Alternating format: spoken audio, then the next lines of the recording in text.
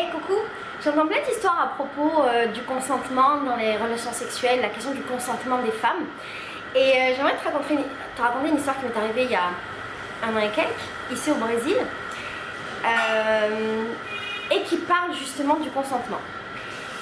Je sais pas très bien si cette histoire va te servir dans la vie ou pas, mais je voudrais te donner un exemple et apporter ma pierre à l'édifice de cette question du consentement des femmes.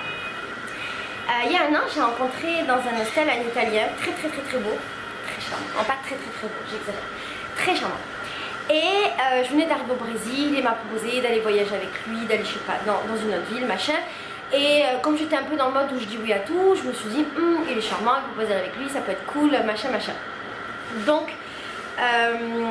j'ai programmé ce voyage avec lui et avant qu'on parte, on a passé un peu du temps ensemble et je le trouvais super mignon, super intéressant parce qu'il était médecin, qu'on discutait beaucoup, il me faisait beaucoup rire, on a passé une soirée à la plage qui était vachement chouette et il n'a pas essayé de m'embrasser à ce moment-là, ce à quoi j'étais plus trop habituée parce que les Brésiliens ils t'embrassent très vite et que je commençais à arriver au Brésil donc je commençais à connaître ça, mais je me suis dit bon mais c'est un Européen, c'est cool, machin, il est comme ça. Bref, ce mec était génial. 2 jours après on part ensemble et dans le bus qui nous amenait dans la ville où on était, qui s'appelle Buzios, dans le bus il était un tout petit peu différent, il était en mode, je sais pas, tu vois, en fait on n'avait rien à se dire, on se disait rien, il essayait pas de me faire des câlins, d'essayer de me séduire, machin, je lui demandais pas de faire genre je suis l'homme de ta vie, mais je m'étais dit que comme on partait ensemble, on avait quand même une intention tous les deux de se pécho à un moment donné, c'était quand même... c'était pas dit mais voilà, on savait qu'on se plaisait et qu'on allait finir par se pécho et c'était chouette. Et on a fait ce voyage pendant 3 heures et il était absolument pas attentif à moi, il s'en battait les steaks, il dormait, il faisait sa vie, il ne calculait pas trop. Et là je commençais un petit peu moins à l'apprécier, je me disais en fait je sais pas trop. On arrive à Buzios et quand on arrive on a eu plein de problèmes en fait par rapport à notre Airbnb, c'était compliqué et j'ai dû m'occuper de tout toute seule. Parce que lui, je sais pas s'il savait pas trop gérer les trucs ou s'il se reposait sur moi, machin, mais en tout cas j'ai dû tout gérer. Et ce truc là fait qu'il me plaisait encore un tout petit peu moins. On arrive dans le Airbnb et en fait on avait pris un Airbnb avec un seul lit. Parce qu'en fait ça coûtait beaucoup moins cher et que je sais très bien qu'on savait tous les deux qu'on allait finir par se pécho. Donc du coup on a pris ce truc en se disant c'est parce que c'est moins cher, mais voilà. Bref. Et donc on prend le Airbnb, on s'installe et on va directement manger. Et alors pendant tout le trajet, on n'avait absolument rien à se dire. Et c'était hyper bizarre parce que le mec, quand on s'était rencontrés avant et quand on avait passé du temps, on n'arrêtait pas de parler, de délirer, c'était trop bien. Pour moi c'était trop chelou. Et je me disais mais en fait il n'est pas intéressant. Et on va pour manger et il voulait absolument manger dans un resto italien. Genre des pizzas. Et je me disais encore plus, on n'a pas le même délire. Parce que moi j'étais au Brésil, je voulais manger brésilien, et lui c'est un italien qui voulait manger italien, des pizzas. L'endroit où on était, je n'ai pas du tout aimé, j'ai détesté cette ville et lui a adoré. Donc tout ça pour te dire qu'au fur et à mesure que la soirée avançait, je me disais merde en fait il me plaît pas, j'aime pas son délire, j'aime pas comment il est avec moi, j'aime pas machin. Et j'avais plus trop envie en fait, j'avais ni envie de l'embrasser, ni envie de coucher avec lui, ni rien du tout, voilà. J'étais dans ce truc là. La soirée arrive et on rentre à la maison et pendant le chemin c'était un moment qui aurait pu être un peu romantique parce qu'il faisait froid donc j'étais un peu accrochée à lui et je me suis dit s'il essaye de m'embrasser ça peut être le bon moment d'essayer vu que c'est un Italien. Moi j'avais une image aussi des Italiens, il faut dire la vérité, je pensais que les Italiens c'était des gros romantiques, peut-être j'ai mis la barre trop, les Italiens des gros romantiques, ils doivent faire l'amour merveilleusement bien. Ils passent leur vie à te faire des compliments, te dire à quel point t'es belle, nanana. J'avais un peu cette image de l'italien. Et on arrive dans la chambre et donc il n'a pas essayé de m'embrasser pendant le chemin. Et moi quand j'arrive dans la chambre, je me dis c'est bon, c'est mort, c'est même pas un rêve, je le nique, même pas un rêve, il m'approche, je veux juste dormir. Je mets mon pyjama et je vais pour dormir. Et au moment où je vais pour dormir, il arrive sur moi, il m'embrasse. Et c'était pas terrible. Et au moment où il m'embrasse, il commence à se déshabiller, baisser son slip. Les Brésiliens portent des slips. Je juge pas. Les Brésiliens portent des slips. Baisser son slip, sortir son kiki, mettre le préservatif et bam, il rentre. Et là, c'était trop bizarre parce qu'en fait, je me suis retrouvée dans ce truc où j'étais là. Et ça s'est fait hyper rapidement et j'ai laissé faire. Ça a duré 4 minutes chrono parce que la malchance qu'il avait, c'est d'être un éjaculateur précoce. Ce qui est pas grave en vrai, c'est pas grave du tout. Mais je pense que quand tu as des problèmes au niveau de ton érection ou des problèmes au niveau de ton éjaculation, que tu es super précoce, machin, tu dois compenser un petit peu. La compensation, ça peut être par exemple faire des préliminaires exceptionnels, tu vois, ou être super attentif, ou être super, faire beaucoup de câlins, machin. Tu compenses, c'est une histoire de balance le sexe, c'est pas juste une histoire de femme, c'est une histoire de balance. Bref. Ça a duré 4 minutes chrono, mais pas plus. C'est genre, il m'embrasse en même temps, il a sorti son kiki, mis le prélatif, rentré, 2-3 fois, pas le terminer. Il s'est retourné, c'était fini. Et je me suis retrouvée dans ce truc où j'étais vachement, je sais pas, choquée, mais pas choquée genre, ah, qu'est-ce qui s'est passé? Mais choquée en mode, waouh, qu'est-ce qui vient de se passer ces 4 dernières minutes? Ça a été super rapide, j'ai pas trop bien compris. C'était nul déjà, c'était ultra nul, mais nul, plus nul de la vie du monde entier, c'était ultra nul. Et surtout, j'avais pas vraiment décidé ce qui s'était passé. Et en y réfléchissant après, déjà à ce moment-là, j'étais pas très bien. Je me sentais un peu comme si j'avais subi quelque chose. Alors pas du tout un viol ou un machin ou un bidule, parce que j'étais quand même dans le truc. Mais voilà. Et en y réfléchissant après, j'ai compris vraiment cette question du consentement que je connaissais déjà parce que je suis grande et que je me suis interrogée sur ces questions-là et que j'ai eu l'occasion de converser avec des gens, de lire des livres, notamment le livre de ce dont je te parle, qui est le dernier, qui est très intéressant sur la question, regarder des vidéos. Donc je connais le principe du consentement. Mais je me suis rendu compte que finalement, j'avais pas eu vraiment envie, j'avais pas vraiment envie de lui et qu'il me plaisait plus en fait. Et que j'avais pas eu vraiment envie et que je m'étais retrouvée dans ce truc là où comme j'avais commencé le truc, c'est-à-dire j'étais en pyjama dans un lit avec un homme, le même lit, c'est-à-dire dans ma tête, j'ai faux quand je pense comme ça, mais je te dis comment j'ai pensé à ce moment là, dans ma tête je me suis retrouvée dans ce truc où je me suis dit j'étais dans ce commencement et comme j'étais dans ce commencement, j'ai pas trop été capable de dire en fait j'ai plus envie, du moins de manière claire, j'avais plus envie. Et du coup j'ai un peu subi ce truc que je voulais pas vraiment et qui était super bof.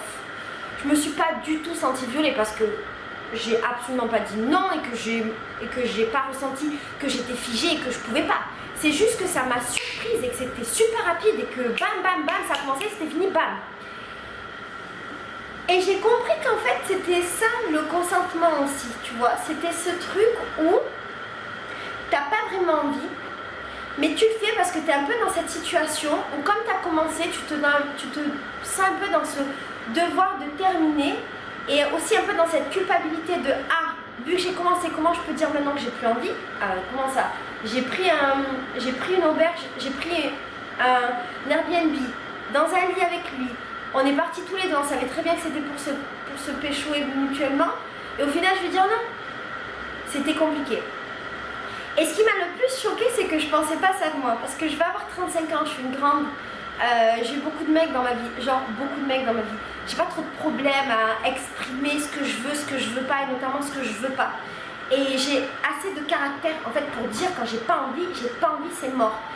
Et là, j'étais dans ce demi-consentement, tu vois, dans ce demi-truc, cette espèce d'entre-deux, qui était pas un oui, qui était pas un non, qui était juste... Ok, ben ça se passe. Et en fait, dans la vie, nous les meufs, peut-être les garçons aussi, mais je sais pas trop l'histoire du consentement avec les garçons, j'avoue, j'ai jamais réfléchi de leur point de vue à eux. Je ne sais même pas si cette question, ce débat existe, mais du point de vue d'une femme avec un homme, je sais pas si ça existe aussi dans d'autres couples femme-femme, homme-homme. Je vais parler vraiment de mon point de vue à moi, de ce que je connais, c'est-à-dire une relation hétérosexuelle femme-homme. Donc, de mon point de vue de femme, je pense qu'on est souvent confronté à ça. Et alors, quand on est jeune, on y est beaucoup confronté parce qu'en fait, on est dans ces situations où on n'a pas vraiment envie, ou bien on n'a plus vraiment envie, et on ne sait pas comment faire machine arrière. Et je l'ai déjà vécu, et j'ai déjà eu plein de relations sexuelles que je les sentais pas, où j'avais pas vraiment envie, et c'était de la merde au final, je le sentais pas pour plein de raisons. et j'avais pas vraiment envie, mais je ne savais pas comment réagir et comment faire en sorte que ça se produise pas. Et c'était pas vraiment c'était pas des viols du tout, mais c'était plutôt ce truc un peu d'entre-deux, tu vois. Bon, ok, j'y suis, quitte à y être, autant y aller. Et en grandissant, je pensais que j'avais terminé avec ça en fait, et que j'étais super claire avec ça. Et cette expérience m'a mis face à moi-même et m'a mis face au fait qu'en fait, j'étais pas suffisamment claire avec ça. Et si je t'en parle aujourd'hui, c'est pas pour te raconter ma vie sexuelle. Je pourrais te parler de ma vie sexuelle dans plein de vidéos si ça t'intéresse. Mais c'est pas pour te raconter ça. C'est plutôt pour t'expliquer que la question du consentement, elle est importante, elle est fondamentale. Elle est importante à comprendre quel que soit l'âge, c'est-à-dire au début de notre vie sexuelle ou même quand notre vie sexuelle est bien avancée. J'ai commencé ma vie sexuelle à 15 ans, j'en ai 35 bientôt, donc ça fait 20 ans que j'ai une vie sexuelle. Je ne suis pas une petite nouvelle qui arrive sur le marché de la vie sexuelle. Je connais les hommes, je connais mon corps et je connais les relations hommes-femmes. Et malgré tout, eh ben, je me suis retrouvée dans ce truc-là, pas très clair de consentement.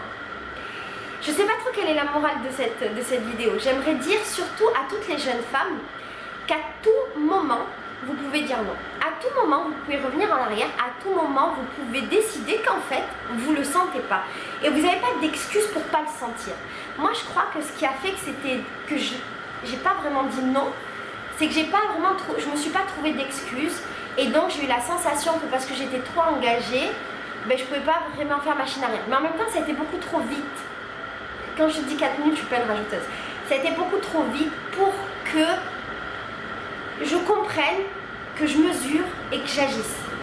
C'était pas une mauvaise expérience parce que c'est resté un échange, aussi nul soit-il. C'était très nul. Il m'a quasiment pas embrassé.